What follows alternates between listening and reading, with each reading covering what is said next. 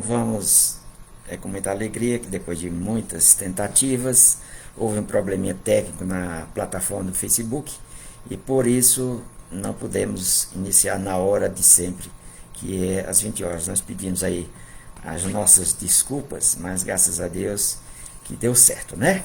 Então vamos iniciando aí. Boa noite aí a todos.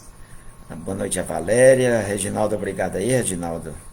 Até que fim, né? Boa noite, Dulce. Rafael, boa noite. Eneide, boa noite. Muito boa noite, pessoal. E vamos só mais alguns minutinhos. Muitas pessoas estavam na expectativa e graças a Deus que deu certo, né? Graças a Deus que deu certo. E nós vamos já iniciar a nossa live. Até que fim que deu certo.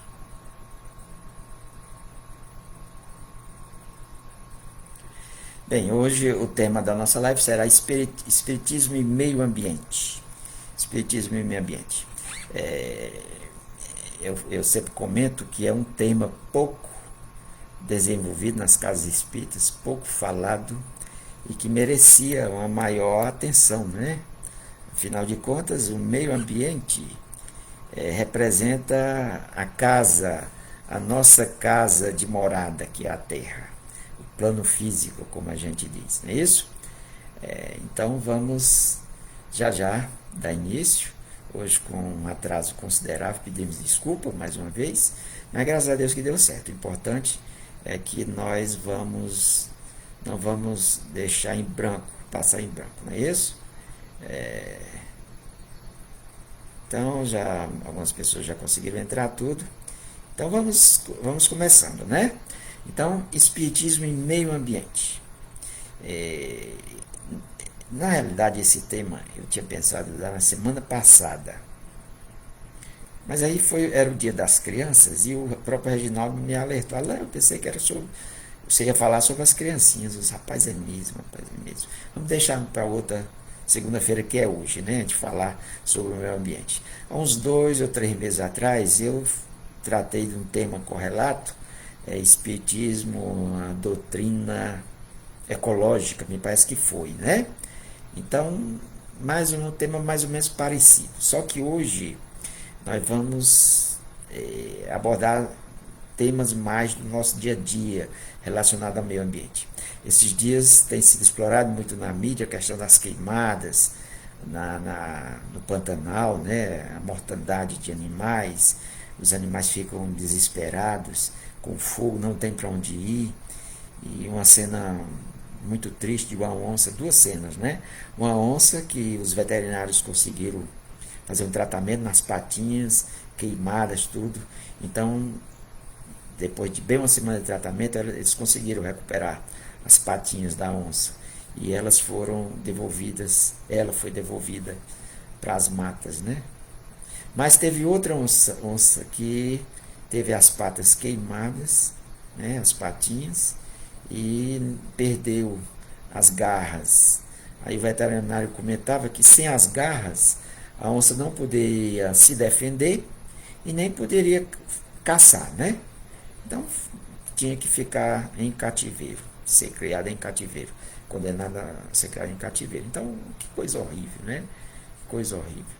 Então nós vamos desenvolver com mais detalhes sobre o meio ambiente, é uma questão de conscientização de todos nós.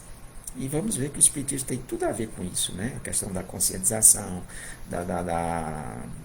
de você saber um pouco mais sobre você próprio, conhecer a si próprio e também os demais seres da criação. Afinal de contas, todos nós fazemos partes da criação de Deus. Somos co-criadores, como o mestre nos alertou. Então, mais uma vez, uma boa noite aí ao resto das pessoas que entraram. Marcinha, boa noite. Então vamos lá, depois de um longo e tenebroso inverno, né? Essa tentativa valeu a pena, né? Então vamos lá. Como eu falava, o espiritismo e o meio ambiente é um tema pouco desenvolvido, né? Pouco tratado. Mas não é por isso que a gente vai cruzar os braços. É por isso que eu estou insistindo em a gente falar esses temas que são pouco explorados, né?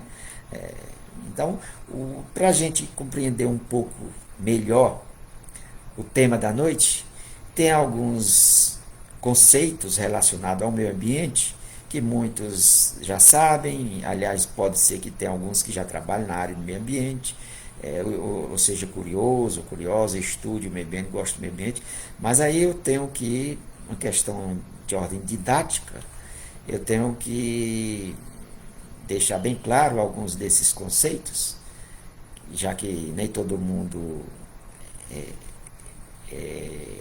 conhece a fundo os conceitos de meio ambiente. Vamos começar didaticamente tratando de alguns desses conceitos, né? Isso para deixar bem claro, que é para a gente compreender melhor o tema da noite. Então, o que é que seria meio ambiente?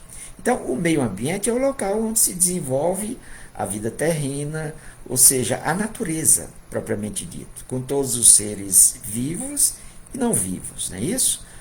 Ou seja, a criação como um todo, na linguagem espírita, o plano físico, vamos dizer assim, seria o meio ambiente, propriamente dito, tecnicamente, como se diz, né? Então, em resumo, o meio ambiente engloba todos os elementos vivos e não vivos que estão relacionados, interrelacionados na Terra. É tudo aquilo que nos cerca, como a água, o solo, a vegetação, o clima, os animais, os seres humanos, dentre outros, não é isso? Ou seja, seres vivos e não vivos.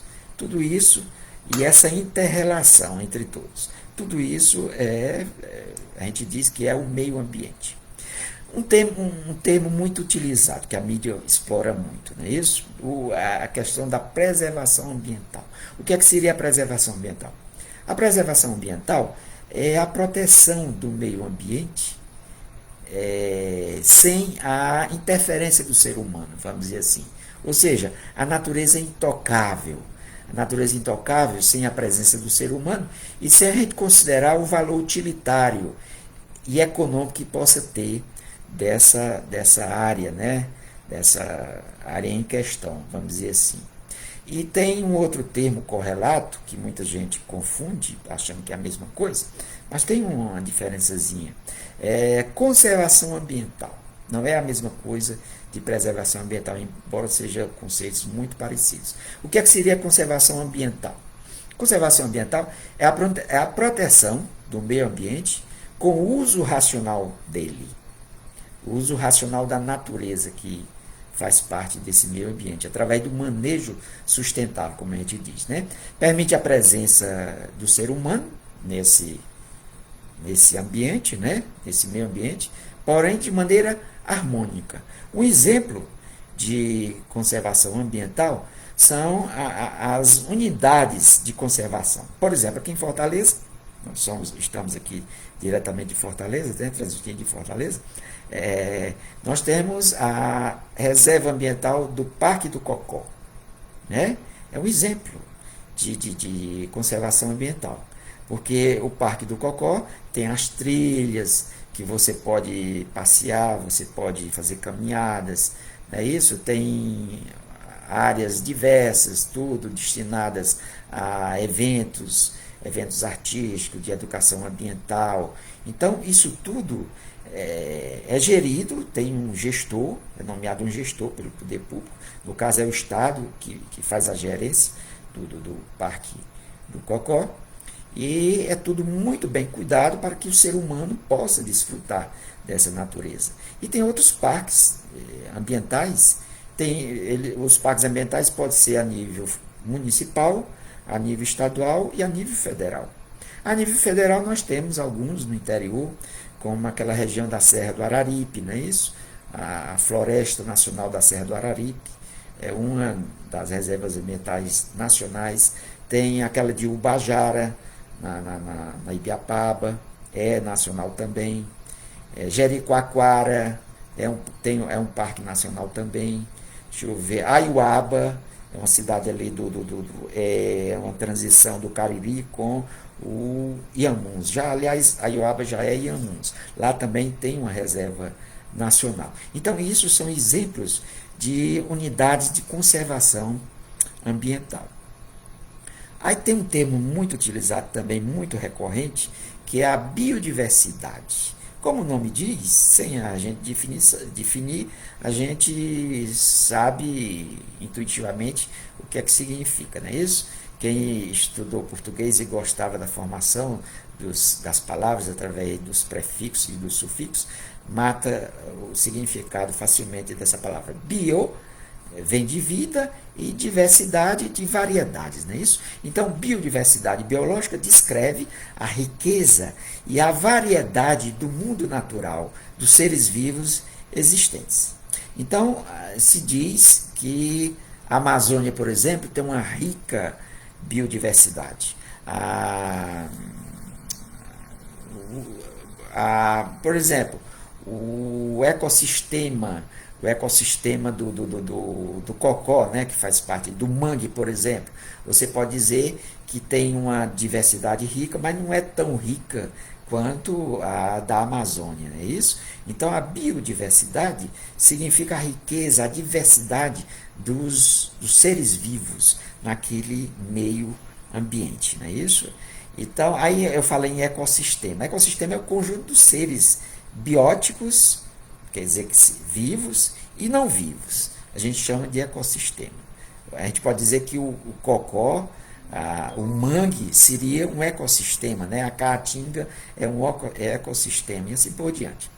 Então, outros conceitos muito recorrentes. Agora, antes de vir para cá, eu estava jantando e estava passando uma matéria sobre sustentabilidade, plantações de café com sustentabilidade. Então, o que é que seria sustentabilidade? Né? Muito recorrente, tanto para o pessoal que lida com o meio ambiente, como até pelo pessoal da economia, né? Isso fala muito em sustentabilidade. Então, as questões ambientais hoje envolvem a sustentabilidade. A sustentabilidade é um termo abrangente que envolve também o planejamento da educação, economia e cultura para a organização de uma sociedade forte, saudável e justa. A sustentabilidade econômica, social e ambiental é um dos grandes desafios da humanidade. Então, em termos ambientais, o que é que seria a sustentabilidade ambiental? É você explorar o meio ambiente de forma equilibrada, de forma a não causar desequilíbrios ambientais. Isso aí é o que é o mais difícil, né? É o que é mais difícil. Como é que você vai explorar o meio ambiente sem causar desequilíbrios, sem causar nenhum transtorno? É muito tênue esse equilíbrio. Mas se você explorar com parcimônia, com equilíbrio, com certeza você consegue essa sustentabilidade. O problema é que o ser humano ele avança sempre além do que a Mãe Terra aguenta. Aí temos os problemas, os desequilíbrios que nós vamos falar com mais detalhe mais na frente. Problemas sérios de ordens ambientais, justamente por essa exploração nada sustentável. A exploração de minérios, das nossas matas, e muitos outros, queima de combustíveis fósseis, ataques os mais diversos ao meio ambiente. E isso não é nada sustentável. Então, resumindo, a sustentabilidade, ela diz respeito a você explorar o meio ambiente com equilíbrio, de modo a não causar nenhum desequilíbrio, nenhum transtorno, tanto ao meio ambiente como aos seres que fazem parte deste meio ambiente. Nós sabemos que a Terra, existem teorias que tratam a Terra como se fosse um ser vivo. A Terra, ela tem um poder de autorrecuperação, o meio ambiente. Você, por exemplo, esses desastres ambientais que aconteceram ali em Minas, né, causada aí por essa mineradora, é isso que eu não vou nem citar o nome para não fazer propaganda para eles. Então, lá em Brumadinho, um dos desastres ecológicos ambientais maiores de todos os tempos no Brasil. Então, é imprevisível o tempo que a natureza se recuperaria desse desastre. Porque ali atingiu as matas, atingiu o solo, atingiu o Rio Doce, né? O Rio Doce atingiu não sei quantos estados, Minas, Espírito Santo, Rio de Janeiro, me parece, uns 3 ou 4 estados foram atingidos por aquele desastre, não é isso? Então, alguns estudiosos estimam em 10 anos, outros em 20, outros em 30, outros em 50. É imprevisível. Mas estudos mais rigorosos podem dar uma previsão aproximada. Então, a natureza ela tem um poder de recuperação impressionante. Isso dependendo do ataque, dependendo do desastre que aconteceu. É como se fosse realmente um ser vivo que tem capacidade de se recuperar. Mas, se você abusar muito, chega um ponto que a coitada da Mãe Terra não aguenta, não há recuperação. E tem muitas áreas que se tornam desérticas, áreas que não tem mais como se recuperar, devido a ações criminosas do ser humano que conquistou o livre-arbítrio, que é um ser inteligente e que se gaba de ser o maior, mas acaba cometendo crimes na natureza que os nossos seres inferiores, os animais irracionais, não o fazem. Os animais exploram a natureza de forma sustentável, porque eles recebem o instinto dado por Deus, e esse instinto, tudo que vem de Deus é perfeito, tudo que é de Deus é muito bem elaborado. Então o instinto não permite que eles avancem além das suas necessidades. Os animais não caçam por prazer, como o ser humano faz. Eles caçam por uma necessidade, fazem parte da cadeia alimentar, como a gente diz. Mas eles não vão além das suas necessidades, porque são geridos pelo seu instinto. Já o ser humano, ele desmata, ele queima por prazer, por ganância, por dinheiro, para ganhar dinheiro desonestamente. É o que infelizmente estamos vendo. Nós, seres inteligentes, racionais, é que poderíamos estar à frente de tudo, mas infelizmente somos os responsáveis por todos esses desastres. A natureza pede socorro, o meio ambiente pede socorro. Está na hora da gente se conscientizar mais sobre esses momentos tão difíceis que vivemos, graças a séculos, eu diria milênios, de ataque à natureza. Milênios. Por que eu estou falando milênios? Desde que o ser humano surgiu, que ele ataca a natureza. Só que antes, quando o ser humano era menos desenvolvido, menos evoluído, ele era quase como os nossos animais. Era na base do instinto. Mas aí quando surgiu essa necessidade de ganhar dinheiro, essa necessidade de passar por cima dos outros, o orgulho, o egoísmo, tudo isso junto fez com que fosse explorando a natureza cada vez mais de forma insustentável. E com o advento da Revolução Industrial, a coisa se agravou. E à medida que a população foi crescendo, esses ataques à natureza foram também aumentando, a ponto de chegar aos dias de hoje, uma população de alguns bilhões que já vai se aproximar, já está com 8 bilhões nisso aproximadamente. Mas se você pegar há 1000 anos atrás, a população não chegava a 1 bilhão, né? Isso nem a 500 milhões, a população de toda a Terra. Então a natureza praticamente não sentia esses ataques.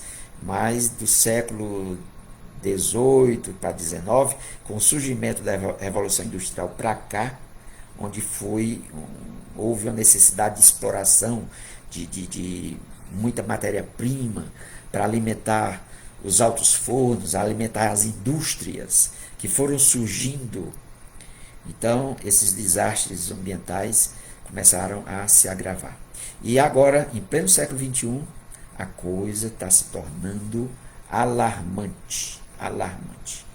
Realmente é muito delicado. Deixa eu ver se entrou mais alguém aqui. Uma boa noite aí a quem entrou depois. Até que fim que conseguimos, não é isso? Conseguimos resolver as pendências. Então vamos em frente.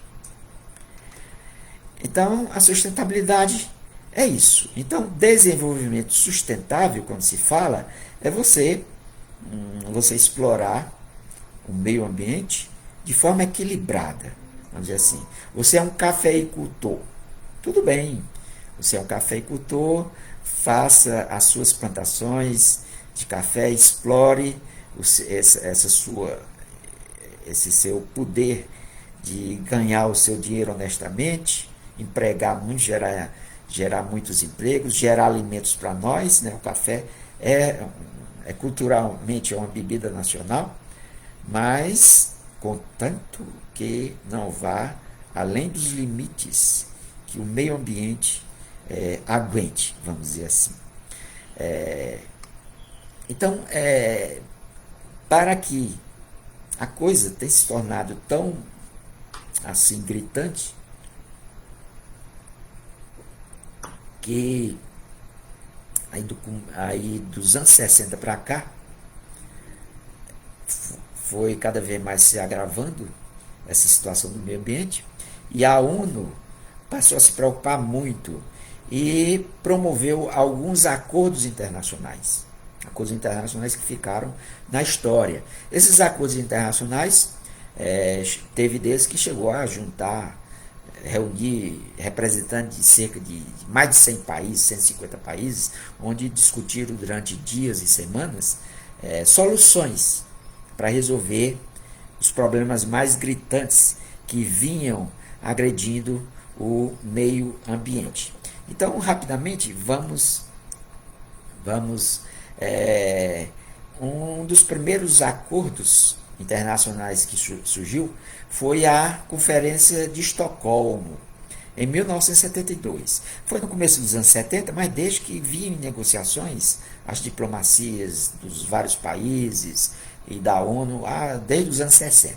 E em 1972 houve essa conferência na Suécia, a Conferência de Estocolmo, não é isso? Então houve um destaque muito grande, foi promovido pela ONU. E teve a previsão desse primeiro encontro, vários outros encontros, que cada encontro desse internacional era gerado acordos que os países signatários assinavam esse acordo e se comprometiam a cumprir esses acordos, não é isso? E um acordo muito também divulgado, muito famoso, foi aqui no Brasil a ECO 92, o Rio 92, em 1992. E foi aprovado a Agenda 21, na ECO 92. Outros importantes acordos internacionais foi o Protocolo de Montreal, que objetiva reduzir a emissão de produtos que causam danos à camada de ozônio. O que é essa camada de ozônio? A camada de ozônio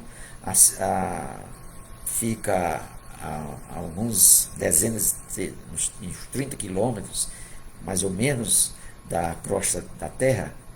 E essa camada de ozônio é importantíssima para a nossa vida e para as vidas dos seres vivos, como todo, da biodiversidade. Pronto, vamos usar o termo da moda, da biodiversidade.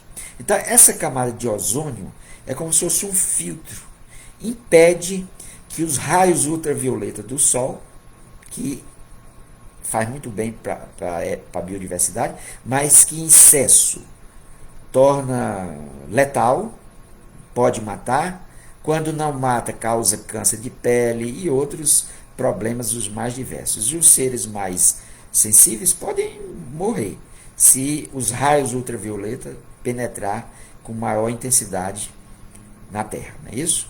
Então, essa camada de ozônio, que é um gás formado por 3 átomos de oxigênio, não é isso? Lembrando aí da química, o ozônio, a forma do ozônio é O3. São 3 átomos de oxigênio, que formam a molécula de ozônio. Então, o que é que acontece? A incidência desses raios ultravioletas quebra essa molécula de ozônio num átomo de oxigênio e vira oxigênio, O2. Ou seja, fica O2 mais O, mais um átomo de oxigênio. Forma um ciclo. Só que essa molécula de oxigênio reage novamente com esse átomo separado de oxigênio e forma novamente uma molécula de ozônio. Fica nesse ciclo. Quebra os raios ultravioleta, quebra essa molécula de ozônio e depois forma novamente uma molécula de ozônio. É um ciclo. Um ciclo. Então, o que é que acontece? Tem algumas ações nossas que faz com que abra verdadeiros buracos nessa camada de ozônio. E esses raios ultravioleta entram em excesso e causam males os mais diversos, que nós vamos comentar mais à frente alguns desses problemas causados por essa incidência excessiva dos raios ultravioleta, graças a esses buracos formados na camada de ozônio. Adiantando, uma das consequências é o efeito estufa, ou seja, a Terra vai esquentar mais do que a biodiversidade suporta. E esse calor excessivo causa problemas a biodiversidade como um todo, causa problemas nas geleiras do Polo Norte e do Polo Sul, derrete, esse derretimento das geleiras causa um aumento no nível dos mares, dos rios, dos lagos, e se os mares aumentar centímetros a sua lâmina, vai causar alagamentos, pode desaparecer inclusive cidades. É um problema sério, um problema de ordem ambiental sério, que ameaça realmente a biodiversidade, a vida, se não tomarem atitudes. E esses acordos internacionais visam isso. Teve um acordo muito famoso também, que foi o Protocolo de Quioto. O objetivo é mitigar o impacto dos problemas ambientais, por exemplo, das mudanças climáticas do planeta Terra. Essas mudanças climáticas têm como causa esses buracos nas camadas de ozônios, tá certo?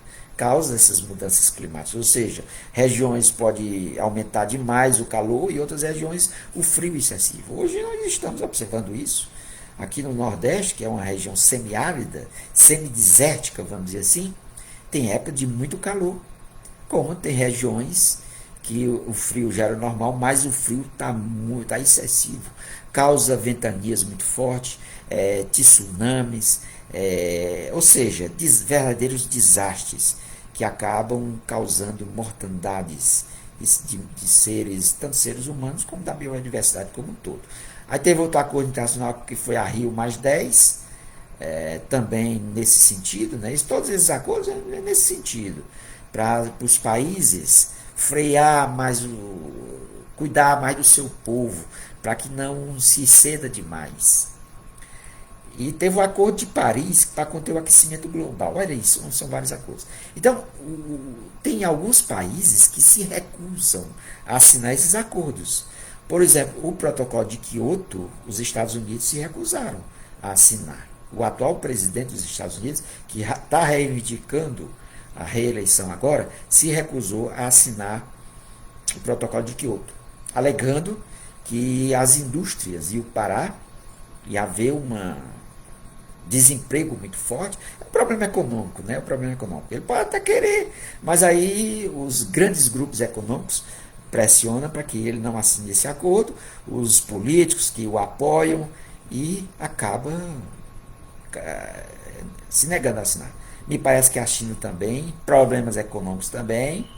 Então, se for para esse aspecto político, os Estados Unidos é o berço do capitalismo, se recusou a assinar, mas a China também, que é comunista, se recusou, porque também problemas econômicos que eles alegam, não é isso? Mas é isso, vamos em frente, assim caminha a humanidade, infelizmente, ou felizmente. Vimos conceitos como biodiversidade. Então, alguém com essas coisas alarmantes, ameaça da biodiversidade e tudo, pode se perguntar se tem uma estimativa de quanto seria a quantidade da biodiversidade, quantos seres vivos tem na nossa Terra. É lógico que isso é uma estimativa, né? Existem técnicas que dá para você fazer uma estimativa estatisticamente. Não é uma coisa exata. A matemática ela é exata, mas tem um ramo da matemática que não é muito bem exata. Né? Se você parte para a estatística e você consegue aproximações com erro, não é isso? Com erro de estimado de 2%, de 3%, de 5%. Quanto maior, mais refinado essa estimativa, menor o erro. Nós estamos em época de eleições, e geralmente quando saem essas estatísticas, eles dão uma estimativa de erro. Essa pesquisa tem uma estimativa de 3% de erro, 5% de erro. Então, você consegue fazer uma estimativa aproximada. Então, estima-se. Só que essa estimativa da biodiversidade, vocês vão ver que não é tão aproximada assim. Estima-se que existe de 10 a 50 milhões de espécies vivas na Terra. De 10 a 50 milhões. Mas os cientistas, até agora, só conseguiram classificar, dar nome a esses seres vivos em torno de 1,5 milhão de espécies. 1,5 milhão de espécies, que é considerável, não é isso? É considerável. Então, nós temos que cuidar dessa biodiversidade, não é isso? Incluindo nós, seres humanos, não é isso? A gente é como se a gente estivesse num barco e fazendo ações que esse barco pode furar em pleno meio d'água e esse barco pode afundar com todos dentro e todos morrerem. Não é isso? É mais ou menos uma coisa desse tipo. Então, entre os especialistas, dizem que o Brasil é o país da mega biodiversidade, vamos dizer assim. Estima-se que 20% da biodiversidade do mundo está no Brasil. Graças a só a Amazônia, o Pantanal, as matas, a Mata Atlântica, que praticamente dizimaram tudo, mas mesmo assim é um país continental, então nós temos estimadamente em torno de 20% da biodiversidade de todo o mundo. Então não é à toa que se divulga muito o poder terapêutico das plantas da Amazônia, não é isso? Mas mesmo assim nós temos grandes ameaças à biodiversidade, como as queimadas, a desertificação, o desmatamento desordenado, a caça ilegal, e muitas outras coisas, a queima de derivados de petróleo, o aquecimento, esse problema da camada de ozônio, né? Tudo isso existe, todas essas ações, infelizmente, de forma não sustentável, ameaça a biodiversidade. Infelizmente, tem algumas espécies que foram extintas, algumas espécies. E a gente tem notícias que, por exemplo, a arara azul teve uma época aí que estava ameaçada de extinção. E parece que com o trabalho de abnegados cientistas, biólogos, pessoas, engenheiros florestais, agrônomos, veterinários, enfim, profissionais da área conseguiram aumentar um pouco essa espécie, né, em cativeiro.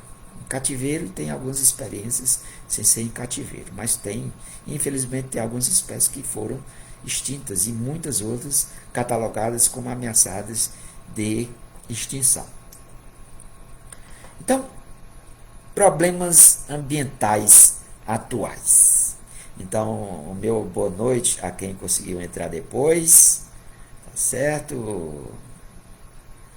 Boa noite, boa noite a todos aí. Muito obrigado aí por prestigiar a nossa live. Problemas ambientais, rapidamente, para a gente se dar conta de como a situação do meio ambiente, o meio ambiente é sério, é um problema de todos nós. Então, nas últimas décadas, o meio ambiente vem sofrendo cada vez mais com a ação humana. Uma delas é a prática da queimada. Eu citei no começo a questão aí do Pantanal Mato Grossense, né, que está sendo ameaçado, por queimadas devido a secas, né, que resseca a vegetação, as vegetações, e naturalmente o calor do sol provoca naturalmente essas queimadas. E existe também, haventa-se a possibilidade de muitas dessas queimadas serem criminosas e outras formas também de ações danosas ao meio ambiente que são, infelizmente, são culturais, como as coivaras, não é isso? Que queimam uma determinada área para evitar um trabalho de desmatar, de limpar, de enxada, ou com tratores, tudo, e esse é um costume que vem do índio, não é isso? As coivaras, tanto que é um termo de origem indígena. E essas coivaras, às vezes, acabam. Você vai queimar alguns hectares e perde o controle e acaba queimando demais. E ações criminosas, às vezes a pessoa joga uma ponta de cigarro ou queima mesmo criminosamente. Infelizmente, é o que nós observamos. Então, principais problemas ambientais da atualidade são as mudanças climáticas, que eu já dei um toque mais ou menos. Quais são as causas das mudanças climáticas? Problemas na camada de ozônio, como eu falei, o aumento o aquecimento global, é isso? Queimada, desmatamento, uma série de desastres ecológicos que causam essas mudanças climáticas. O verde, a vegetação, tem uma importância fundamental nas nossas vidas. Olhe como os vegetais são importantes. Nós respiramos oxigênio. E jogamos para fora gás carbônico. As plantas é o inverso. As plantas jogam oxigênio, que nós respiramos, e absorvem gás carbônico. Então, é uma simbiose. Nós aspiramos oxigênio e as plantas jogam para fora oxigênio. Nós jogamos para fora gás carbônico, devido ao processo, todo o nosso processo de queima de alimentos e outras coisas, e as plantas absorvem o gás carbônico. O que é que acontece onde não existe áreas verdes, vegetações? Esse gás carbônico não tem como as plantas absorver. E o gás carbônico é um dos gases nocivos à camada de ozônio. Nós sabemos de onde é que vem o gás carbônico. Da nossa respiração, que nós jogamos para fora, das queimadas. Quando você queima qualquer coisa, um dos gases resultantes é o gás carbônico. Tudo isso ofende, tudo isso causa transtornos, problemas, verdadeiros buracos na camada de ozônio. Então, olhe como o verde é importante. A Organização Mundial de Saúde, ela aconselha que nas cidades, nas zonas urbanas, se tenha pelo menos 12 metros quadrados de área verde por pessoa. 12 metros quadrados por pessoa, por habitante. Então, Fortaleza, até um tempo desse, não chegava a 12 metros quadrados, me parece que era 8 metros quadrados, era 7 metros quadrados. Não é isso? Por isso que se incentivam muito os órgãos ambientais, incentiva muito a você plantar, manter árvores nas suas casas, jardins, porque o verde faz bem. O verde faz bem, a gente se sente bem onde tem muito verde. Então, outro problema ambiental sério, o efeito estufa, que eu já falei rapidamente, poluição do ar, dificulta a nossa respiração, é uma verdadeira couraça que também favorece o efeito estufa. Esse efeito estufa um carro, por exemplo. Você deixa o carro no sol, fechado, quando você abre o carro, ele está super quente. é um verdadeiro estufa. Então, se você não tiver cuidado, a terra vai virar um efeito estufa desse, como o nosso carro quando deixa no sol. Uma quentura violentíssima. Então, essa poluição do ar, ele favorece o efeito estufa, além de dificultar a nossa respiração e causa problemas respiratórios sérios. Poluição da água, através de lixo que você joga nos recursos hídricos, no meio da rua, e quando chove, esse lixo acaba indo para algum recurso hídrico, não é isso? Uma lagoa, um riacho, um rio. Falar em poluição das águas, eu vou fazer aqui um parênteses. Fortaleza, até uns anos atrás, só 50% da cidade era servido por rede pública de esgoto, que é o ideal de esgotamento sanitário, é a rede pública de esgoto. E esses outros 50% da cidade de Fortaleza eram improvisações. A velha fossa e sumidouro, que popularmente chamam muito consumidor, o conjunto fossa e sumidouro, ameniza a situação. Tecnicamente, se você fizer bem feito, ameniza. Mas não é o ideal. O ideal é a rede pública de esgoto. E a cidade só era servida por 50%. Atualmente, com algumas obras que fizeram, visando a Copa do Mundo, que foi um fiasco, por sinal, eu acho que Fortaleza hoje não chega a 70% de cobertura de rede de esgoto. Uns 60%, 65%. O restante da cidade não tem. A periferia, muitos bairros, aquela região oeste, região sul, não é isso? Bairros do Mudubim para lá, Maraponga para lá, pessoal, não tem rede de esgoto. Não tem rede de esgoto, muitos do bairro. Então, em torno de 40% de Fortaleza não tem rede pública de esgoto. Na periferia, muita água servida vai para a rua, joga diretamente na rua. E água servida jogada diretamente na rua, água contaminada, poluída, de lavagem de roupa, de lavagem de pia de cozinha, de descarga mesmo de banheiro, vai para a rua. E indo para a rua, vai para as bocas de lobos, vai para a rede de drenagem e fatalmente vai para algum recurso hídrico, alguma lagoa toda. E isso é causa de poluição. O esgoto clandestino em Fortaleza. Problema sério. E isso aí vai acabar no mar. Por isso que muitas das nossas praias são poluídas, são impróprias para banho. É devido à poluição das águas, das nossas águas, tanto as águas superficiais como as águas subterrâneas. E vai acabar no mar. Tudo corre para o mar. É por isso que a maioria das nossas praias são impróprias para banho. Então, poluição da água é um dos problemas ambientais sérios das grandes cidades. Destruição da camada de ozônio, eu já falei. Extinção das espécies, ou seja, ameaça a muitas espécies, ameaça a biodiversidade. A biodiversidade, existe a cadeia alimentar, muito importante. Quando você quebra esse elo da cadeia alimentar, né, o predador se alimenta de determinada caça, não é isso? É a caça e o caçador. Então, eles só caçam o suficiente para alimentar eles. Quando tem o dedo do ser humano, há um desequilíbrio ecológico e uma das espécies pode se proliferar, se reproduzir demais. E isso causa um desequilíbrio ecológico, né? Um desequilíbrio ambiental. Então, uma extinção de uma espécie pode causar um desequilíbrio sério ao meio ambiente. Chuva ácida. Essa chuva ácida é causada pela poluição do ar, por a queima de gases poluentes, como o gás carbônico, que eu citei há pouco, e outros gases, não é isso? Outros gases que não são nada aconselháveis e estão evitando a proliferação desses gases.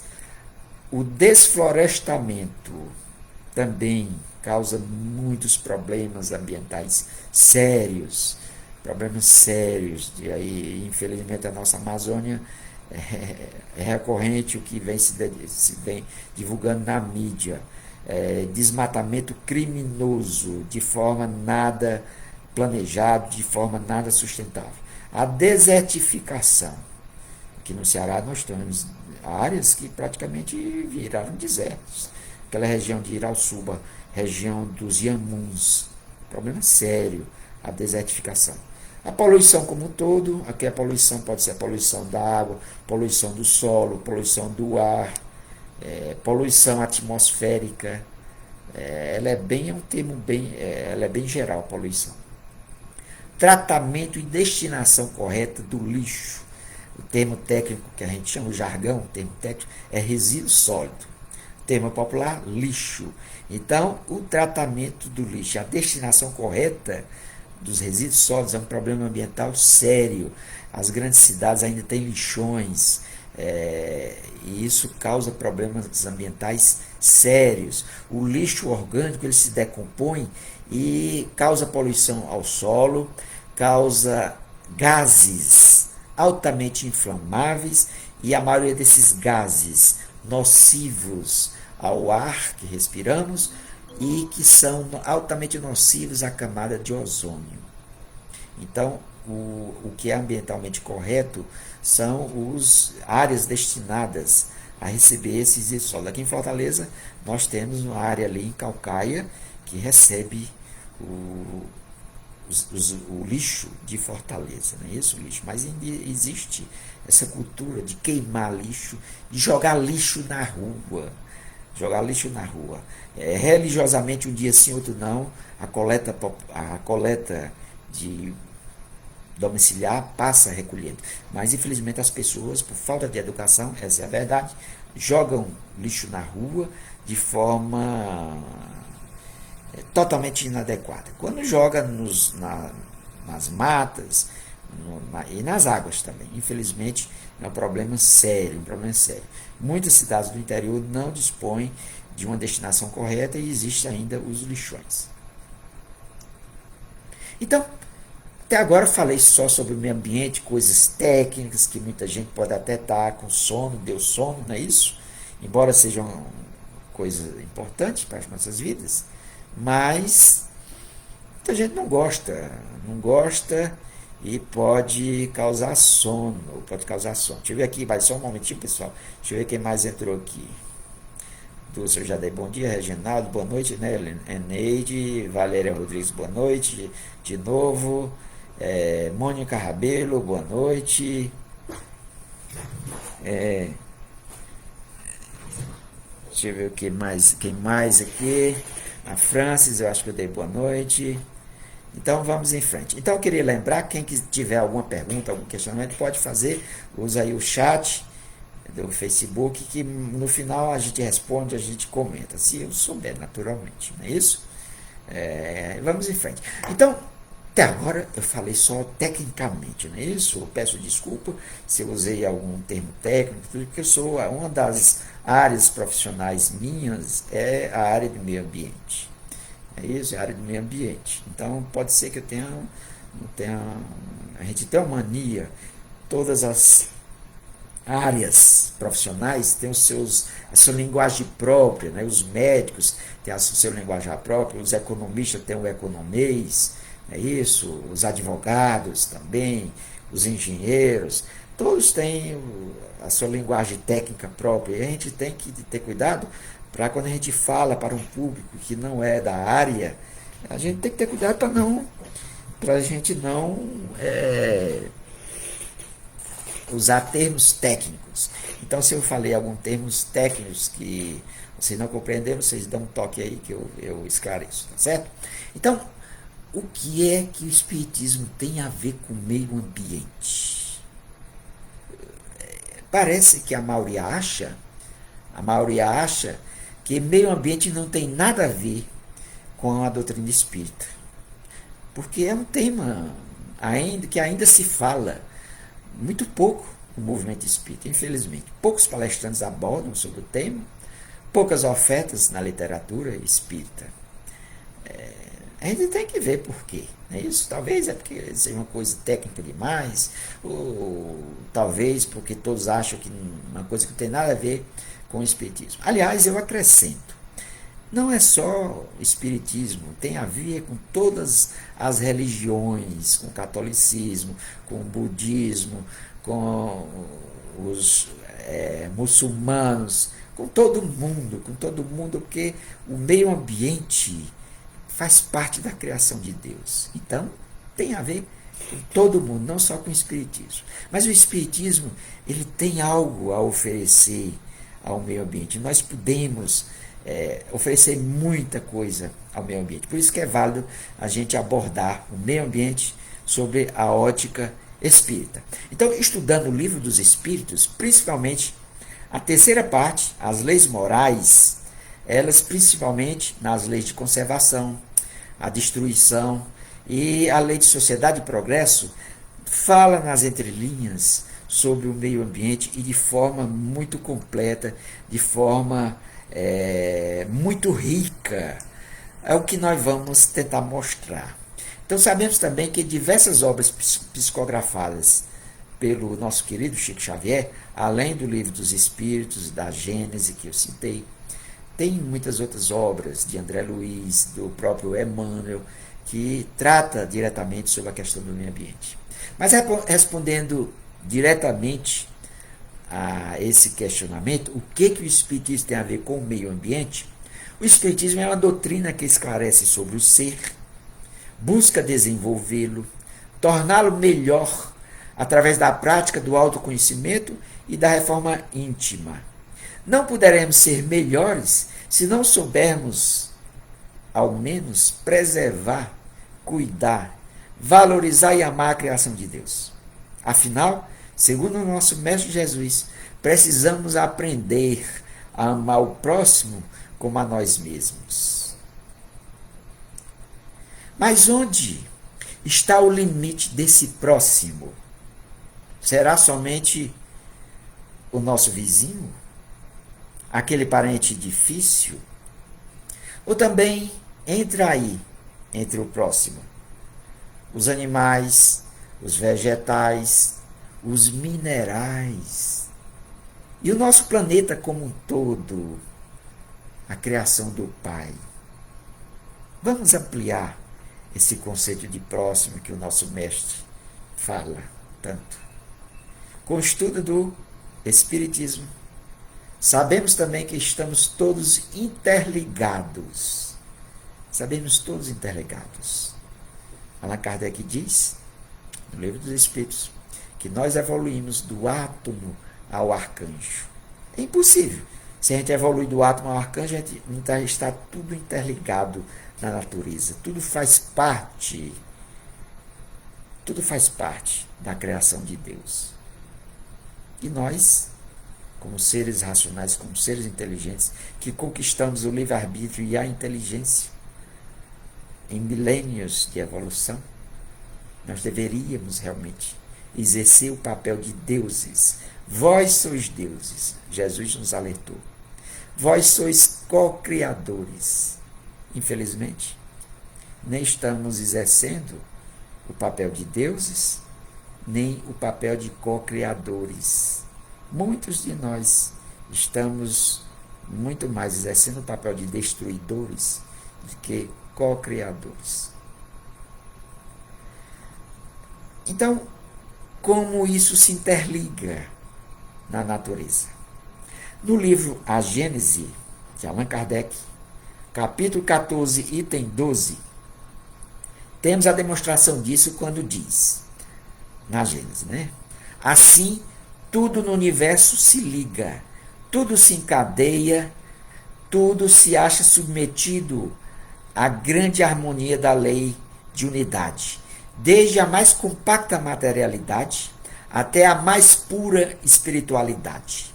A Terra é qual vaso de onde se escapa uma fumaça densa, que vai clareando à medida que se eleva e cujas parcelas rarefeitas perdem no espaço infinito. Isso aí é o que diz a Gênese. Diz ainda a espiritualidade superior através do Livro dos Espíritos, nas questões 702 a 711. Vejamos que pérolas. O instinto de conservação é uma lei natural e foi dada a todos os seres vivos, seja qual for o grau de inteligência. Para uns é puramente mecânico, para outros é racional, porque todos devem cumprir os desígnios da providência. Além disso, A vida é necessária ao aperfeiçoamento dos seres que têm instintivamente esse sentimento sem se darem conta disso. Continuando. Deus, dando ao homem a necessidade de viver, sempre lhe forneceu os meios para isso. E se não os encontra, é por falta de iniciativa. Deus não poderia dar ao homem a necessidade de viver sem lhe dar os meios. Por isso, faz a terra produzir e fornecer o necessário a todos, porque só o necessário é útil. O uso dos bens da terra é um direito para todos os seres humanos. E esse direito é a consequência da necessidade de viver. Deus não pode impor um dever sem dar o meio de satisfazê-lo. Visando o relacionamento saudável com o meio ambiente, o benfeitor espiritual André Luiz, em 1960, ditou a página Perante a Natureza, naturalmente, através da psicografia do nosso querido Chico Xavier. Está no livro Conduta Espírita. Então, baseando-se na frase de Paulo de Tarso, pois somos cooperadores de Deus. Essa frase de Paulo de Tarso está na primeira Epístola aos Coríntios, capítulo 3, versículo 9. Diz o seguinte, essa mensagem de André Luiz: proteger o quanto possível todos os seres e todas as coisas, preservar a pureza das fontes e a fertilidade do solo. Isso é de 1960, pessoal. Ampliar pomares, tanto quanto auxiliar a arborização e o reflorestamento. Prevenir-se contra a destruição e o esbanjamento das riquezas da terra em explorações abusivas. Utilizar o tesouro das plantas e das flores na ornamentação da ordem geral. Não reter improdutivamente qualquer extensão de terra sem cultivo ou sem aplicação para fins elevados. Olha aí que lição. Repetindo. Não reter improdutivamente qualquer extensão de terra sem cultivo ou sem aplicação para fins elevados. Quantos têm tanto sem repartir com quem necessita? A terra para plantar, para tirar os sustentos de tantos. Tem pessoas que têm tanta terra, utiliza a terra como um meio de economizar dinheiro, de guardar dinheiro. Imóveis que não estão sendo utilizados, terras e mais terras urbanas. E muitos investidores dizem assim, é melhor investir em imóvel, você investe numa área que vai se valorizar e ela rende muito mais daqui a alguns anos. Rendeu o que qualquer aplicação financeira não rende. Mas isso é extremamente danoso para o meio ambiente e para o ser humano como um todo. Continuando, André Luiz. Aplicar as forças naturais como auxiliares terapêuticos na cura das variadas doenças, principalmente o magnetismo puro do campo e das praias, o ar livre e as águas medicinais. Furtar-se de mercadejar criminosamente com os recursos da natureza encontrados nas faixas de terra pelas quais se responsabilize. Olha aí, André Luiz. Furtar-se de mercadejar criminosamente com os recursos da natureza encontrados nas faixas de terra pelas quais se responsabilize. O quanto somos atrasados ainda, meu Deus. É só o que fazemos hoje. Fazemos o que estou dizendo, ser humano. Graças a Deus quem não faz isso. Muitas terras na mão de poucos. Terras improdutivas. Terras urbanas que poderiam estar produzindo, poderiam ser construídas habitações para quem está precisando, terras no interior, no nosso interior, improdutivas. Cabe ao poder público gerir, criar leis que façam essa gerência para que não aconteça tudo isso. Eu não vou entrar em detalhes, senão eu entraria no campo político e não é o nosso objetivo. Não é o nosso objetivo, pelo menos dessa live. É isso? Mas nós, espíritas e cristãos, temos sim um papel político muito importante, elegendo representantes que pelo menos sejam realmente cristãos, representantes que preguem o que Jesus deixou para nós. Políticos que se dizem cristãos e as ações contrariam o que está no Evangelho, temos que repensar isso aí.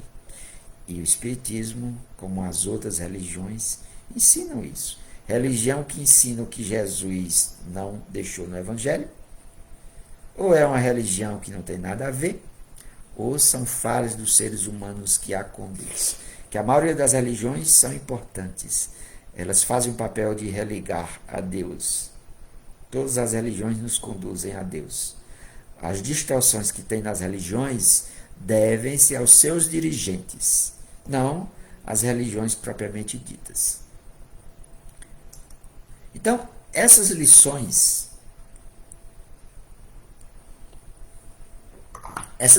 contidas na Gênesis que eu citei, no Livro dos Espíritos e, por último, André Luiz, é uma mostra de quanto o Espiritismo pode cooperar e oferecer soluções ambientalmente sustentáveis e muito cristãs ao nosso meio ambiente.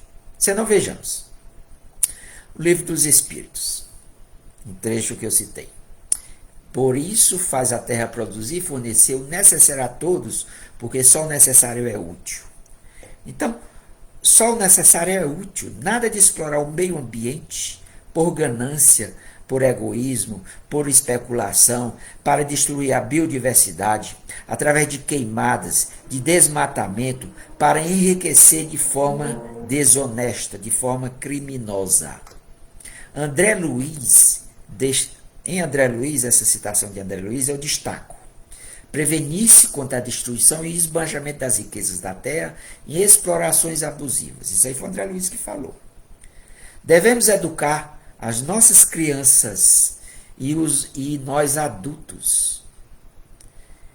Nos reeducarmos no sentido de evitar desperdícios, a destruição, o esbanjamento, através de ações simples. Requer somente mudanças de hábitos.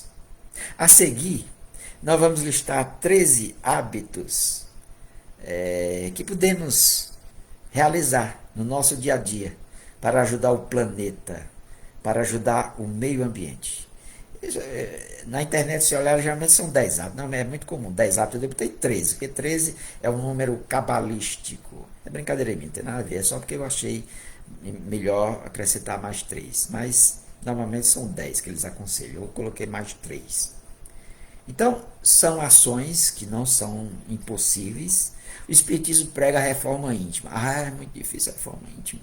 Conhecer-se a si próprio. É muito difícil a gente conhecer a si próprio. Mas essas ações aqui que eu vou citar não são assim tão complicadas da gente cumprir, não. É só uma questão de mudanças de hábito, com esforçozinho, dá para a gente fazer. Educar as crianças, como é importante. Às vezes os pais mal educados, os filhos é que estão fazendo o inverso, estão educando os pais. Você já vi muitos fazerem isso. As nossas crianças hoje já nascem com outros compromissos. São as crianças do terceiro milênio, do planeta de regeneração que vem aí. Então, muitas dessas crianças estão aprendendo nas escolas e estão fazendo um papel belíssimo de reeducar os pais. É muito comum as crianças dizerem: pai, não joga lixo na rua, pai, o meio ambiente agradece, olha o cesto do lixo. vai no carro, não jogue na rua papel. Então, as crianças estão reeducando os pais. E aqueles pais que tiverem condições, eduquem suas crianças, para que as crianças não os eduquem. Mas vamos lá. Que ações são essas, simples, que podemos, através de mudanças de alguns hábitos, recuperar hábitos saudáveis que tínhamos, muitos deles, e que abandonamos, e que têm causado muitos prejuízos ao meio ambiente. Primeiro deles, não desperdice água. Reutilize a água para fins não potáveis. Você usa a máquina de lavar, dá para você usar aquela água aguando. Aguando não é aconselhável porque vai matar as plantas, né? Contém sabão, detergente. Mas dá para você lavar um piso, dá para você fazer uma série de usos com aquela água, não é isso? Água de chuva, dá para você juntar, dá para você trabalhar. Água de banho, por exemplo, semelhante à água da lavagem da máquina de lavar, você pode reutilizar.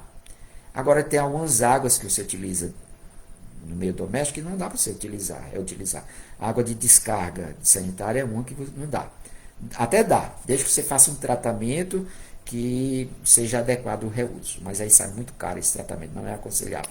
Então, existe um termo técnico que se chama águas cinzas. São essas águas que você pode reutilizar. Muitas águas, eu diria que 70%, em torno de 70% das águas que você utiliza em meio doméstico, dá para você reutilizar. Isso dá uma baita de uma economia e deixa de desperdiçar muita água, não é isso? Então, existem ações simples. Você vai escovar os dentes, tem gente que vai escovar os dentes e deixa a torneira lá aberta, enquanto você está com a escova. Então, abriu a torneira, molhou a escova do dente, botou pasta, fecha a torneirinha. Enquanto abre de volta quando você for lavar a boca, enxaguar a boca, enxaguar a escova. É bobagem? É bobagem sim. Mas aí você, nessa pequena ação, você economizou 1 litro, 2 litros d'água. E durante um mês, durante um ano, você economizou alguns metros cúbicos d'água. Verifique os vazamentos que tem em casa. Um vazamento, uma torneirazinha dessa pingando direto. No fim do ano ou no fim do mês, a conta d'água aumenta. Prejuízo no bolso também. Além de água desperdiçada. Vazamentos são danados para ter muita água, gasta muita água sem necessidade. Caixa de descarga com vazamento, não é isso? Torneiras. Essas torneiras antigas gastam muita água. Essas torneiras modernas, elas têm um redutor de vazão, que a gente chama. Uma espécie de uma peneirinha que reduz muito a vazão. E você vai regulando ela de modo que não saia tanta água desnecessariamente. Então, tem muitas formas de você economizar o uso da água. Outra coisa que você poderia, outra ação, economize energia, dê preferência a energias limpas. Vamos economizar energia, pessoal. Energia. Nós tivemos uma crise de energia elétrica, aí cobrando tarifas, tudo, porque o que acontece? Os lagos que fornecem água para as hidrelétricas praticamente secaram, muitos deles, e partiram para termoelétricas que queimam petróleo. E queima de petróleo, pessoal, causa danos à camada de ozônio, causa problemas climáticos, problemas ambientais sérios. Então, muita da nossa energia elétrica gerada passou a ser de termoelétricas, até aqui no nosso Ceará. Tanto que a conta da energia subiu porque essa geração de energia através de termoelétricas é bem mais cara. Então, vamos economizar, você deixar a luz desnecessariamente acesa, eletrodomésticos desnecessariamente ligados. Nada como a luz natural, a luz do sol. Abra as janelas, as portas, deixe os seus ambientes iluminados naturalmente. Nada de ventiladores e ar-condicionado quando você tem uma ventilação maravilhosa. Se você, a sua casa, o seu apartamento é muito quente, então paciência, tem que recorrer a um ventilador ou um ar-condicionado, você tendo condições. Mas se você puder, dê preferência à luz natural, à ventilação natural. Então é uma forma de energia limpa a luz do sol, não é isso? A ventilação natural. Então é isso, você pode, porque quando você gasta muita energia, além de aumentar a conta, você está gastando mais águas nas hidrelétricas. E mais águas nas hidrelétricas causa problemas, falta d'água mais na frente em algum lugar. Outra ação simples. Não compre produtos sem necessidade. Consumo consciente. Se você tem mania de 6 meses mudar de celular de última geração, ou a todo ano, mesmo o bichinho estando funcionando direitinho, então você causa um problema ambiental sério para o descarte daquele celular velho, se você não doar para alguém que precisa. Então tem componentes, baterias, componentes que não são biodegradáveis, que causam problemas ambientais sérios, matérias plásticas que se decompõem com centenas de anos. Então, esse consumo exagerado faz com que a indústria queime muito combustível, a indústria libere muita fumaça para o meio ambiente, enfim, causa problemas ambientais sérios. Então, o consumo consciente é uma ação que nós podemos fazer, consumindo só o que for realmente necessário. É uma forma de você ajudar o meio ambiente. Reciclagem e redução do lixo produzido. Então, tem muita coisa que é produzida através do lixo que nós podemos reciclar. Nós antigamente, há décadas atrás, a gente reciclava muita coisa. Hoje a gente descarta tudo isso. As garrafas PET, refrigerante era em garrafas retornáveis, hoje é tudo em garrafa PET, não é isso? Está retornando. Evitar sacolas que não são retornáveis. Separar o lixo orgânico do lixo inorgânico. O lixo inorgânico, normalmente o lixo seco, que a gente chama, normalmente são passíveis de reciclagem. Né? Isso é muito simples.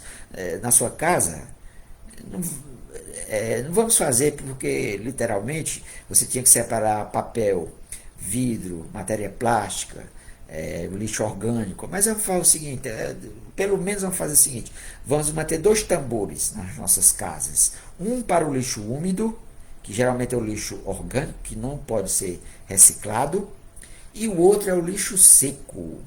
Aliás, tem parte do lixo orgânico que dá para você reciclar.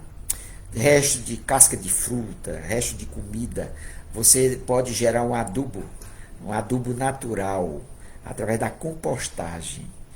Um adubo natural maravilhoso, que não causa nenhum problema ao meio ambiente, enquanto os adubos artificiais causam problemas sérios, pode causar problemas sérios, a poluição do solo, né, problemas ambientais sérios.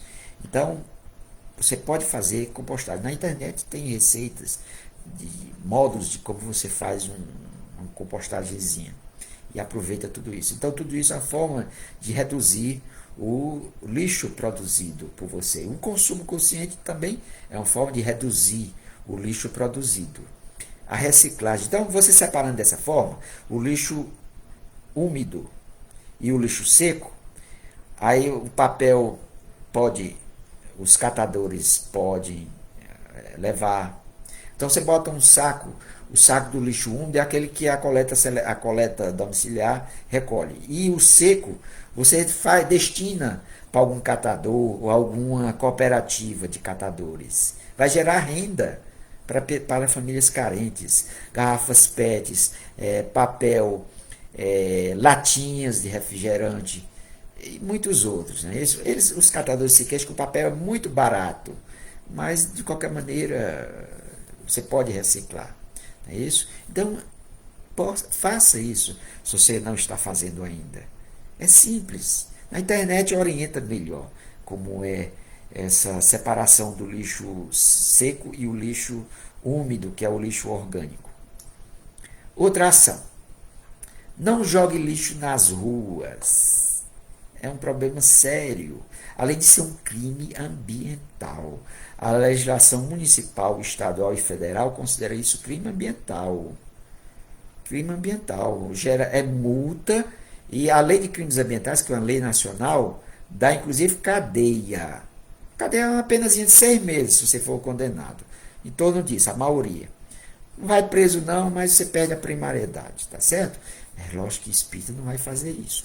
Não vai jogar lixo na rua. Mas, pessoal, eu fico triste. Pessoas em carrões, nada contra os carrões, que tem carrões. Aí bebendo um refrigerantezinho, a cerveja, até cerveja já vi. Aí, puf, desce o vidro e rebola, como diz o Matuto, rebola, simplesmente. E faz mecanicamente. Vamos evitar isso.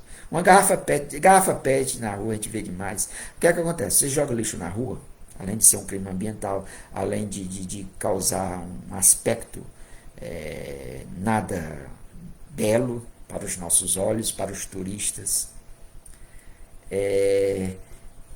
causa poluição, doenças, através do crescimento de vetores transmissíveis de doenças, como a gente chama, barata, insetos e muitos outros, ratos, né?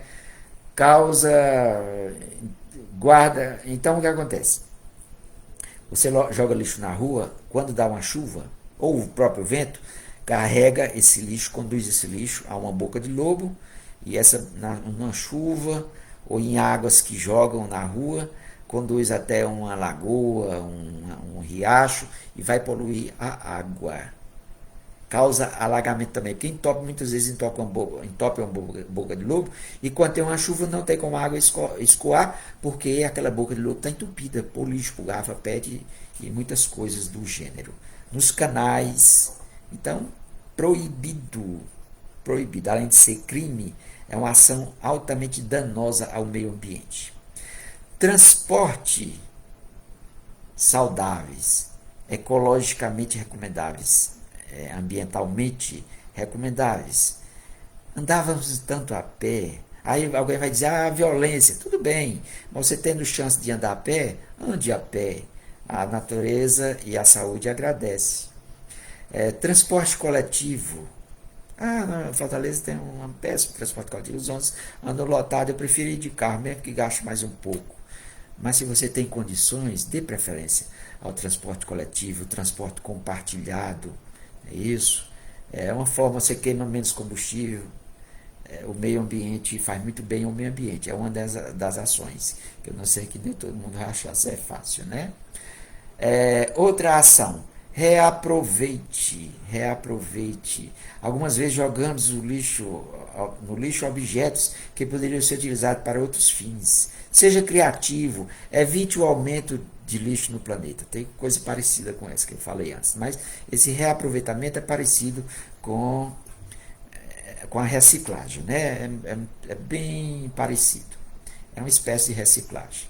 Evite o uso de produtos descartáveis e sacolas plásticas. Esses saquinhos de supermercado, que tem uma lei que saiu agora aqui em Fortaleza, dando parece que 2 anos para os supermercados se readaptarem. Parece que são 2 anos. Então vão ter que usar sacolas biodegradáveis, que a maioria dessas sacolas plásticas não são biodegradáveis e causa poluição. Caso você viaja pelo interior e vê aquelas sacolas que o vento conduz, enganchado nos matos, tudo, é triste. Então, vamos dar preferência a sacolas retornáveis, como tínhamos na nossa infância. Os nossos pais, os nossos avós utilizavam muito. E de umas décadas para cá, deixamos de usar. Mas estamos voltando. O supermercado tem agora umas sacolas bem bonitas, algumas desenhadas aí por artistas, pintores de renome, né? São bem bonitas, né? Então vamos dar preferência a essas sacolas retornáveis. Não desperdice tempo, outra ação que o meio ambiente agradece. O tempo tem a ver com o meio ambiente? Tem sim. O tempo é a matéria-prima da vida. Quando você gasta tempo com bobagem, você está deixando de fazer muitas coisas úteis para você e para o próximo. Aproveite melhor seu tempo. Principalmente o seu tempo de folga, o seu tempo de lazer. Empregue-o bem. Evite o uso de papel. Se for inevitável, utilize ele de dois lados. Olha, pessoal, tem até uma campanha sem papel, né, na internet. Você utilizar textos, você podendo ler no computador, ler no tablet, ler no celular. Faça isso. Ah, eu não consigo. Mas hoje existe notebooks mais modernos, está vindo com telas que não são muito brilhosas. Que o problema de você ler em notebook, em smartphone, em celular, porque as telas são brilhosas, brilha muito, né? Mas já tem, inclusive, você consegue películas que tira esse brilho, torna a tela mais fosca, e é melhor da gente ler. Eu, graças a Deus, não tenho nenhum problema. Eu leio tudo. Leio no notebook, leio em celular. E sou adepto do livro, do e-book. De uns anos para cá, eu estou lendo mais em e-books. Porque eu fiquei muito desgostoso, que eu tinha uma biblioteca muito boa, mas perdi mais da metade dos meus livros, com traça, com cupim. Aí eu doei muito dos meus livros, eu tenho reduzido muito a minha biblioteca de livros de papel. Mas eu tenho um acervo muito bom de livros, de e-books, livros eletrônicos. Então a humanidade caminha para isso. Vamos dar preferência. O papel, para você produzir papel, você gasta muita água, você gasta, tem que, árvores, né? Ah, é papel de reflorestamento. Mas reflorestamento não é 100% ecológico, não é 100% ambiental, não. Porque o reflorestamento é uma monocultura.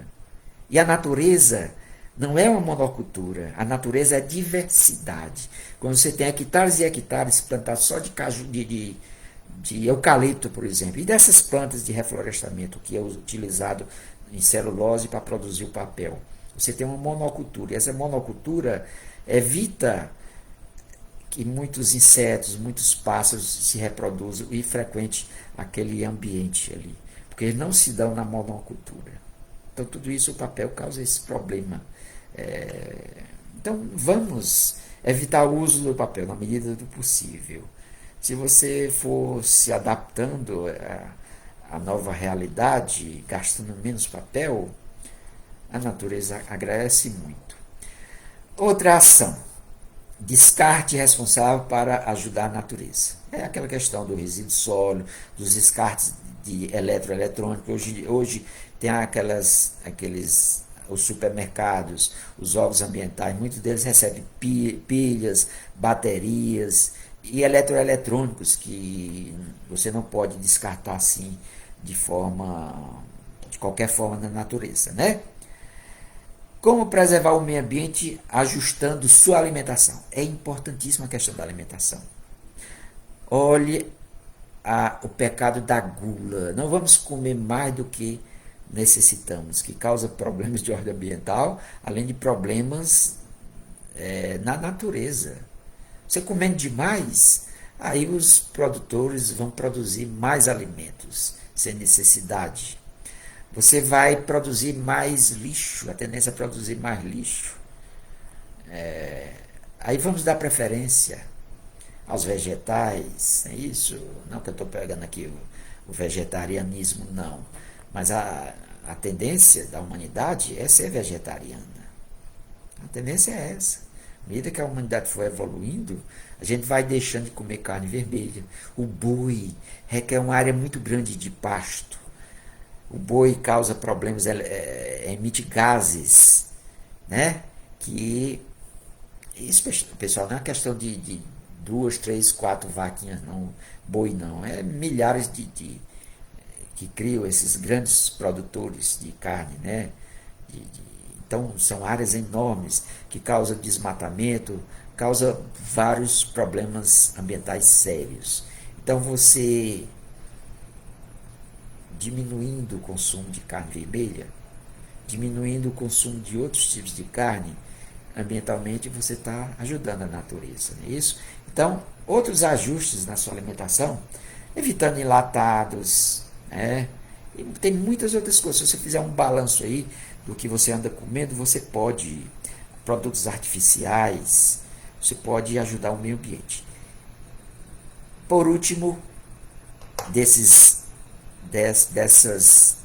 hábitos que você pode mudar e pode ajudar muito a natureza. Ensine seus filhos a cuidar melhor do meio ambiente. Então, quanto aos desastres naturais, os benfeitores espirituais informam que a destruição é uma lei natural, porque é preciso tudo se destrua para renascer e regenerar. O que chamais de destruição, isso está no livro dos Espíritos. O que chamais de destruição é apenas transformação, que tem por objetivo a renovação e o melhoramento dos seres vivos. E se a destruição é necessária para a regeneração dos seres, a natureza os cerca com meios de preservação e de conservação, para que a destruição não ocorra antes do tempo preciso. Toda destruição antecipada dificulta o desenvolvimento do princípio inteligente. É por isso que Deus deu a cada ser a necessidade de viver e de se reproduzir. Isso está no Livro dos Espíritos, questões 728 a 729. Olha aí. Quando você destrói a biodiversidade de forma criminosa, de forma inconsciente, você está impedindo que o princípio inteligente se reproduza e se desenvolva, evolua.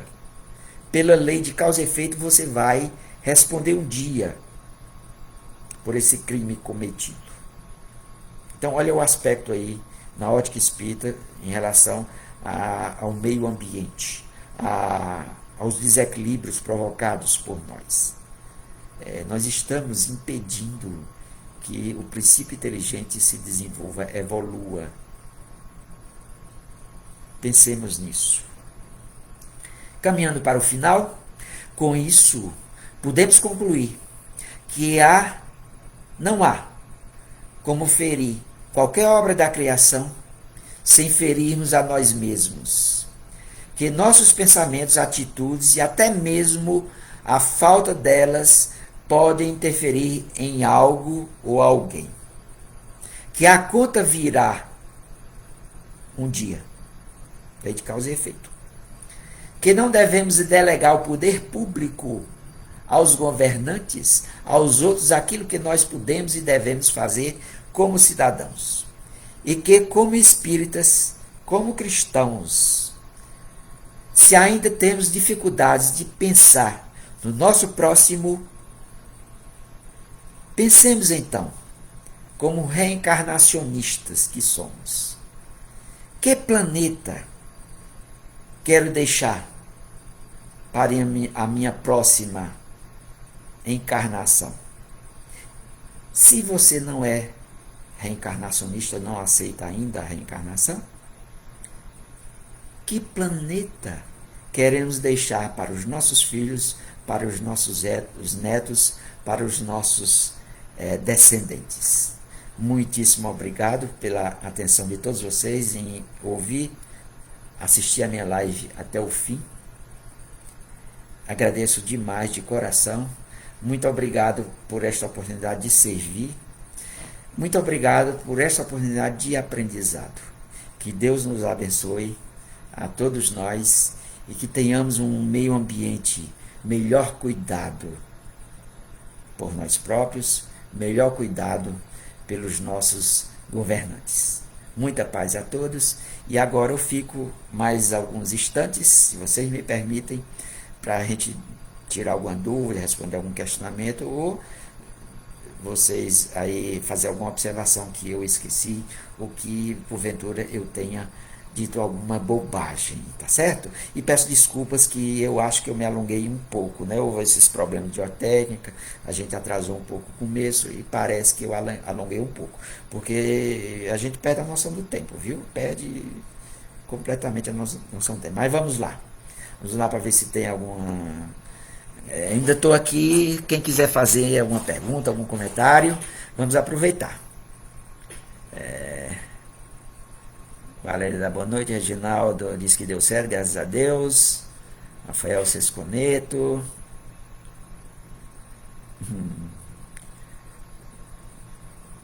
Vamos lá, boa noite a todos e todas. Mônica Rabelo. Isso, o atraso aqui. A Reginaldo aqui está explicando que o atraso foi um problema aí na plataforma do Facebook. Eu estava pelo celular, tive que mudar depois de muitas tentativas pelo celular, não deu certo. Aí passei para o notebook, foi como deu certo. Então foi um problema na plataforma do Facebook. Vamos ver o que foi que houve. A França dizendo que tinha conseguido. Um comentário aqui da Mônica Rabelo. Infelizmente, nossa Amazônia vem sendo destruída, devastada. Uma vergonha nacional. Não podemos apoiar essas atitudes insanas. Olha, sem comentários. A Mônica aí disse tudo. É criminoso o que estamos fazendo com a Amazônia, destruindo as florestas, a biodiversidade e ameaça inclusive, olha pessoal, internacionalmente eles consideram a Amazônia patrimônio da humanidade. Então, se não cuidarmos da Amazônia, pode haver uma intervenção da ONU, por exemplo, porque os outros países, as outras nações em bloco consideram, se sentem prejudicados porque os gestores brasileiros não estão cuidando da nossa Amazônia. Estão destruindo as florestas. Isso é fato. Isso é fato. Não tem nada de perseguição política, não tem nada de governo de partido A ou de partido B. É um problema de gestão, de cuidar melhor da Amazônia. Então, é um problema sério para nós brasileiros, uma vergonha nacional o que estão fazendo com a Amazônia. E a gente sabe que isso aí é de forma criminosa, madeiras sendo exploradas de forma criminosa, falta de fiscalização, sem comentários, isso aí é altamente danoso. Mas nós já temos notícias, obras mediúnicas que dizem que madeireiros estão respondendo perante as leis naturais, pelos crimes cometidos, tudo. É lógico que é uma economia, né? A madeira bem explorada, ela pode ser explorada ambientalmente, mas não de forma indiscriminada como estão fazendo, não é isso? Temos que buscar alternativas para substituir a madeira. Tem que haver um equilíbrio. Do jeito que está, não pode continuar. Não pode continuar do jeito que está. As crianças apresentam nova consciência. A Mônica está aqui, está fazendo um comentário. Olha, quando os meus filhos eram pequenos, eu ia no carro com eles e eu fazia um teste com eles. Eu, às vezes, pegava uma bala, tirava um papelzinho da bala, chupava um bombom, como a gente diz, e eu dizia só para fazer um teste com eles, né? Eles eram pequenininhos, tudo. E eu piscava o olho para minha esposa, do meu lado, dizia assim, aí eu disse, rapaz, olha, não tem nenhum guarda aqui vendo, não tem nenhum guarda, não tem nenhum fiscal, eu vou já jogar esse papel aqui pelo vidro do carro, baixava o vidro. Aí eles, os três, pai, que vergonha, pai, o senhor trabalha com o meio ambiente, fazendo um negócio desse. E era assim, coisa que eu não tinha coragem de dizer para o meu pai, mas eles diziam para mim, e eles ainda hoje dizem. Mas é assim, ou seja, é aquilo que eu disse, os pais, muitos pais estão sendo educados pelos filhos, é isso. Vê se tem mais algum comentário aqui. Todos os meus livros são em PDF e é PUB. Prefiro papel, papel é prejudicial para quem tem problemas alérgicos e economiza espaço. Muito bem, França, muito bem, você é adepta igual a mim do book. Olha, nós temos hoje tem um equipamento próprio para leitura de livro, leituras, e-books, são os leitores de livros. Tem o da Amazon, que é o Kindle, desculpa, eu não estou fazendo propaganda não, tem o Kindle, tem o Kobo, tem o Leve, que é da Saraiva. Então eles são próprios para ler, porque o tablet ele tem muitas funções. Uma das funções que você pode usar é a leitura, mas esses leitores de livro são apropriados para leitura. A tela dele é fosca, não brilha como o tablet comum, e relativamente são baratos. Por 300, 400 reais você compra um leitor de livro desse. que em inglês são os e-reader, né? Ou seja, leitor de livro, né? Do inglês. Mas o e-reader é o mesmo leitor de livro em português. Então, quem quiser começando aí, ele aceita PDF, aceita. O PDF não é muito apropriado para leitura em tablet, em smartphone, não. Porque o PDF ele é apropriado para um tamanho A4. Ele seria apropriado para leitura no notebook ou no tablet maior, de 10 polegadas, por exemplo, uma tela maior. Porque o que acontece quando você vai ler em PDF? No celular, por exemplo, é que a letra tem que ficar bem pequenininha, porque senão foge da tela, né? Já os leitores de livros são apropriados para leitura. Você bota a letra do tamanho que for, tá certo?